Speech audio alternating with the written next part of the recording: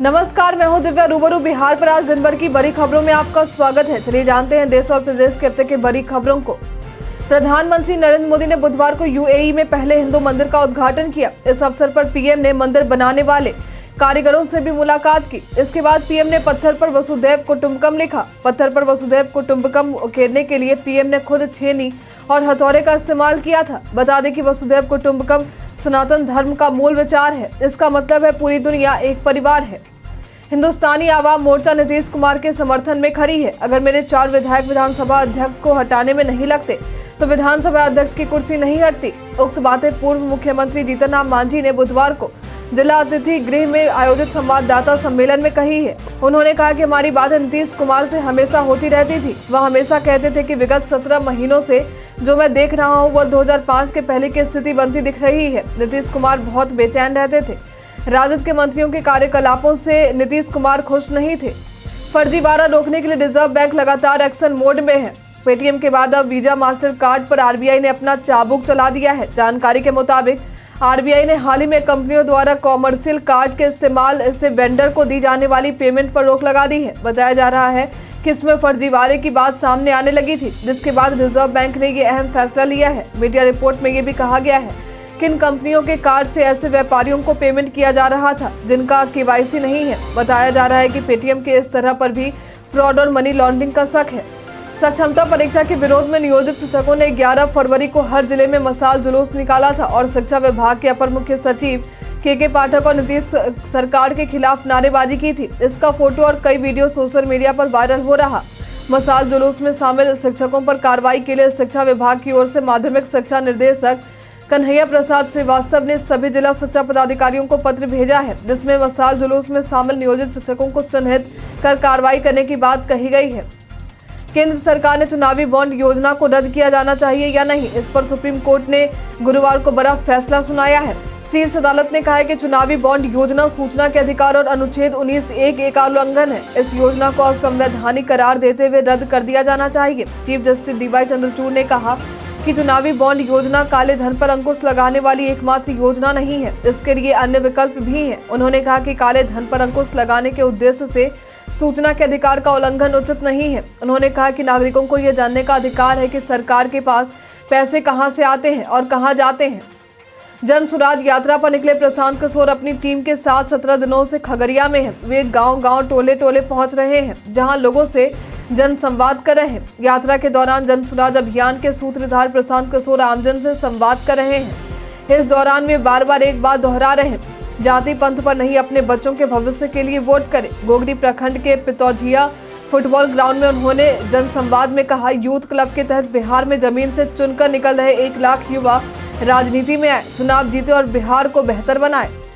राष्ट्रीय शिक्षा नीति 2020 के तहत कई नियमों में बदलाव किए गए हैं। ये बदलाव बच्चों की पढ़ाई पैटर्न के साथ साथ शिक्षक बनने की पात्रता से जुड़े हुए हैं। एनईपी के तहत अब 12वीं कक्षा के बच्चों को भी पढ़ाने के लिए टीटी यानी टीचर एलिजिबिलिटी टेस्ट को पास करना अनिवार्य होगा। अभी तक 8वीं कक्षा तक शिक्षक बनने के लिए ही टीटी जरूरी होता था, चाहे आप केंद्र सरकार के किसी भी स्कूल में पढ़ाएं या फिर राज्य सरकार के स्कूल में। कक्षा 8वीं तक पढ़ाने के लिए टीटी जरूरी होता था, लेकिन अब इसे 9वीं से लेकर 12वीं तक कक्षा में लागू किया जाएगा। शिक्षा मंत्री विजय कुमार चौधरी ने नियोजित शिक्षकों को लेकर बड़ा ऐलान किया है। इन्होंने कहा है कि अब न सिर्फ ऑनलाइन बल्कि ऑफलाइन परीक्षा का भी मौका नियोजित शिक्षकों को दिया जाएगा। दरअसल 13 फरवरी को नियोजित शिक्षक पटना में विधानसभा घेरा करने पहुंच गए थे। इसके बाद हंगामा हुआ तो नई सरकार भी हरकत में आती दिख रही है। अब इस मामले में शिक्षा मंत्री विजय कुमार चौधरी ने बड़ा बयान दिया है। उन्होंने कहा है कि नियोजित शिक्षक जिनके सरकारीकरण की प्रक्रिया चल रही है, उन्हें हमने आश्वासन दिया था कि उनके हक में फैसला लिया जाएगा और अब यह निर्णय लिया गया है। प्रधानमंत्री नरेंद्र मोदी ने लोगों को 300 यूनिट तक की फ्री बिजली का लाभ देने के लिए एक योजना की शुरुआत कर दी है। यह योजना सिर्फ मुफ्त में बिजली ही नहीं बल्कि कमाई का भी मौका देगी, साथ ही रोजगार के अवसर भी मिलेंगे। प्रधानमंत्री ने कहा है कि इस योजना के तहत 75,000 करोड़ रुपए से ज्यादा का निवेश किया जाएगा। बिहार विधानसभा के स्पीकर नंदकिशोर यादव होंगे। गुरुवार को नंदकिशोर यादव निर्विरोध चुने गए हैं। नीतीश कुमार सदन के नेता होंगे, जबकि तेजस्वी यादव नेता प्रतिपक्ष होंगे। विपक्ष ने स्पीकर पद के लिए कैंडिडेट नहीं दिया था। स्पीकर का पदभार ग्रहण करने के बाद सदन में मौजूद तमाम नेताओं ने नंदकिशोर यादव को बधाई दी है। इस दौरान सदन में जहां तेजस्वी यादव ने नंदकिशोर यादव के पैर छुए तो वहीं नीतीश कुमार मुस्कुराते दिखे। प्रधानमंत्री नरेंद्र मोदी ने अबू धाबी मंदिर को सांप्रदायिक सौहार्द और वैश्विक एकता का प्रतीक बताया है। उन्होंने कहा है कि यह मंदिर मानवता के लिए बेहतर भविष्य के बसंत का स्वागत करेगा। साथ ही पीएम मोदी ने कहा कि मंदिर में हिंदू धर्म के साथ कुरान और बाइबल की कहानियां भी उकेरी गई हैं। उन्होंने कहा कि एक ही ईश्वर को, एक ही सत्य को विद्वान लोग अलग अलग तरह से बताते हैं। यह दर्शन भारत की मूल चेतना का हिस्सा है। पाला बदलने के बाद से पूर्व सांसद आनंद मोहन के बेटे व विधायक चेतन आनंद आरजेडी पर हमलावर है। बिहार विधानसभा के बजट सत्र के दौरान चेतन आनंद और सीपीआईएम विधायक सत्येंद्र यादव एक दूसरे को धमकी देते नजर आए। विधायक सत्येंद्र यादव चेतन आनंद पर हमला करते हुए शब्दों की मर्यादा भूल बैठे। वहीं चेतन आनंद ने भी चुनाव में देख लेने की धमकी दे डाली। आरबीआई के गवर्नर शक्तिकांत दास ने बैंकों को अलर्ट किया है। उन्होंने बैंकिंग सेक्टर में बढ़ते लोन के जोखिमों के लिए बैंकों को पहले से सतर्क रहने को कहा है। आरबीआई के गवर्नर ने निजी क्षेत्र और सार्वजनिक क्षेत्रों के बैंकों के सीईओ और प्रबंध निदेशकों के साथ बैठक की थी। बैठक में deputy governor M Rajeshwar Rao और स्वामीनाथन जे भी शामिल हुए थे। इसके साथ ही विनियमन और निगरानी के कार्यों को संभाले कार्यकारी निदेशक भी इसका हिस्सा थे। बिहार में नीतीश कुमार ने महागठबंधन का साथ छोड़कर एनडीए के साथ सरकार बना ली है। सरकार बनने के बाद गुरुवार यानी 15 फरवरी को पहला मौका था जब सीएम नीतीश कुमार और आरजेडी सुप्रीमो लालू प्रसाद यादव आमने सामने हुए थे। दोनों की मुलाकात विधानसभा परिसर में हुई।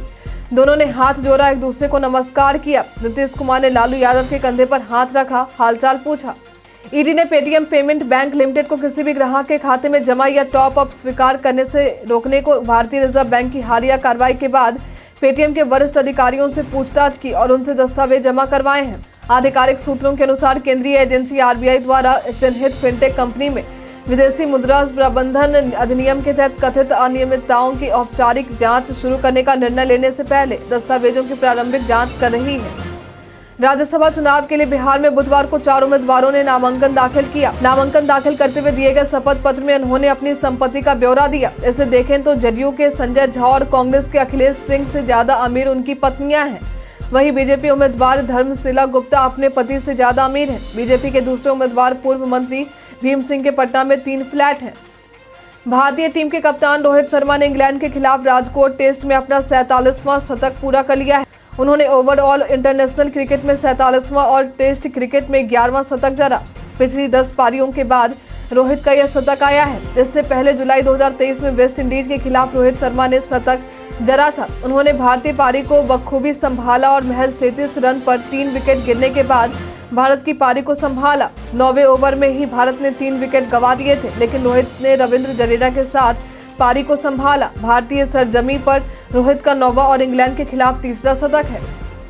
आरजेडी की तरफ से राज्यसभा नहीं भेजे जाने के सवाल पर भड़के आरजेडी विधायक भाई वीरेंद्र ने मीडिया कर्मियों पर अपना गुस्सा निकालते हुए कहा कि इसी बात पर गुस्सा आता है, आप लोग इस तरह के सवाल क्यों पूछते हैं। भाई वीरेंद्र को अगर काटिएगा तो आरजेडी ही निकलेगा। इस तरह की गलत बातें कहकर हमको गुस्सा मत दिलाइए। भाई वीरेंद्र ने आरजेडी को सींचा है। कई मौके ऐसे आए जब लोग पेटी लेकर आए, लेकिन हमने साफ कह दिया कि हम आरजेडी और लालू यादव को नहीं छोड़ सकते हैं। अभी तो हम विधानसभा के सदस्य हैं ही। आगे जो पार्टी का निर्णय है वह सर्वमान्य है और पूरी तरह से ठीक है। आम आदमी पार्टी के नेता संजय सिंह ने दिल्ली उच्च न्यायालय के आदेश को चुनौती देते हुए सुप्रीम कोर्ट का रुख किया है। सुप्रीम कोर्ट में दायर याचिका में उन्होंने कहा कि दिल्ली आबकारी नीति घोटाले से संबंधित धन शोधन मामले में हाईकोर्ट ने उन्हें जमानत देने से इनकार कर दिया था। साथ ही निचली अदालत को सुनवाई में तेजी लाने का निर्देश दिया था। आप सांसद की ओर से दिल्ली हाईकोर्ट के आदेश को चुनौती देने वाली याचिका सुप्रीम कोर्ट में अधिवक्ता विवेक जैन और रजत भारद्वाज ने दायर की है। अधिवक्ता की ओर से दायर याचिका में कहा गया है कि 4 अक्टूबर 2023 को उनकी अवैध गिरफ्तारी से पहले उन्हें पीएमएलए की धारा 50 के तहत नोटिस जांच एजेंसी की ओर से नहीं भेजा गया था। प्रीमियम ट्रेनों जैसे राजधानी, शताब्दी और वंदे भारत में मिलने वाले खाने की कई लोग तारीफ भी करते हैं, लेकिन ज्यादातर उससे संतुष्ट नहीं होते हैं। अब एक संसदीय समिति ने भी रेलवे के खाने की गुणवत्ता को लेकर सवाल उठा दिए हैं। लोक लेखा समिति ने हाल ही में लोकसभा में पेश अपनी रिपोर्ट में कहा है कि रेलवे की खान-पान नीति में बार बार बदलाव और मौजूदा नीति के कार्यान्वयन में कई विसंगतियों के कारण भोजन की गुणवत्ता, स्वच्छता और साफ सफाई से समझौता हो रहा है। जैसे जैसे लोकसभा चुनाव नजदीक आता जा रहा, वैसे वैसे इंडिया अलायंस के साथ ही एक एक करके अलग होते दिख रहे हैं। ताजा घटनाक्रम में जम्मू कश्मीर के पूर्व मुख्यमंत्री और नेशनल कॉन्फ्रेंस के नेता फारूक अब्दुल्ला ने कहा है कि उनकी पार्टी अपने दम पर लोकसभा चुनाव लड़ेगी। इस बात की भी चर्चा हो रही है कि फारूक अब्दुल्ला इंडिया अलायंस छोड़कर एनडीए गठबंधन में शामिल हो सकते हैं। पंजाब हरियाणा के बॉर्डर पर किसान लगातार अपनी मांगों को लेकर डटे हुए हैं। किसानों ने ठान लिया है कि वह हर हाल में दिल्ली आएंगे और दूसरी तरफ हरियाणा की पुलिस ने पूरे शंभू बॉर्डर को एक किले में तब्दील कर दिया है। पूरे एरिया में इंटरनेट बंद है। इस किसानों के दिल्ली चलो मार्च के बीच संयुक्त किसान मोर्चा ने 16 फरवरी को भारत बंद का आह्वान किया है। 16 फरवरी को किसान संगठनों की इस राष्ट्रव्यापी हड़ताल की वजह से परिवहन, कृषि गतिविधियां, मनरेगा, ग्रामीण कार्य, निजी कार्यालय, गांव की दुकानें और ग्रामीण औद्योगिक और सेवा क्षेत्र के संस्थान बंद रहने की उम्मीद है। अगले 36 से 48 घंटे के भीतर उत्तर भारत में मौसम एक बार फिर तेजी से बदलने जा रहा है। मौसम विभाग के अनुमान के मुताबिक पंजाब, हरियाणा, हिमाचल प्रदेश, जम्मू कश्मीर, चंडीगढ़ और उत्तर प्रदेश समेत दिल्ली एनसीआर के हिस्सों में न सिर्फ तेज बारिश होने वाली है बल्कि पहाड़ों पर भी भारी बर्फबारी होने का अनुमान लगाया जा रहा है। जेएनयू के पूर्व छात्र उमर खालिद ने यूपीए के मामले में जमानत की अपनी याचिका सुप्रीम कोर्ट से वापस ले ली है। खालिद पर 2020 के दिल्ली दंगों के पीछे साजिश में शामिल होने का आरोप है। खालिद ने अप्रैल 2023 में अपनी जमानत अर्जी के साथ शीर्ष अदालत का रुख किया था, लेकिन विभिन्न कारणों से उनकी याचिका पर सुनवाई की कार्यवाही को 13 बार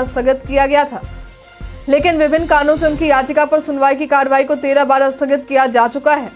सोनिया गांधी ने राजस्थान से राज्यसभा के लिए नामांकन दाखिल किया है और अब वह उच्च सदन की सदस्य होंगी। इसके साथ ही उनका रायबरेली से चुनाव रिश्ता खत्म हो गया है। इस बीच सोनिया गांधी ने रायबरेली की जनता के नाम एक चिट्ठी लिखी है। इसके जरिए उन्होंने यह भी संकेत दे दिया है कि उनके बाद गांधी नेहरू परिवार का ही कोई सदस्य चुनाव लड़ेगा। पत्र की आखिरी पंक्ति में सोनिया गांधी ने रायबरेली के लोगों से भावुक अपील करते हुए कहा, मुझे पता है कि हर मुश्किल में मुझे और मेरे परिवार को वैसे ही संभालेंगे जैसे अब तक संभालते आए हैं। बड़ों को प्रमाण, छोटों को स्नेह, जल्द मिलने का वादा।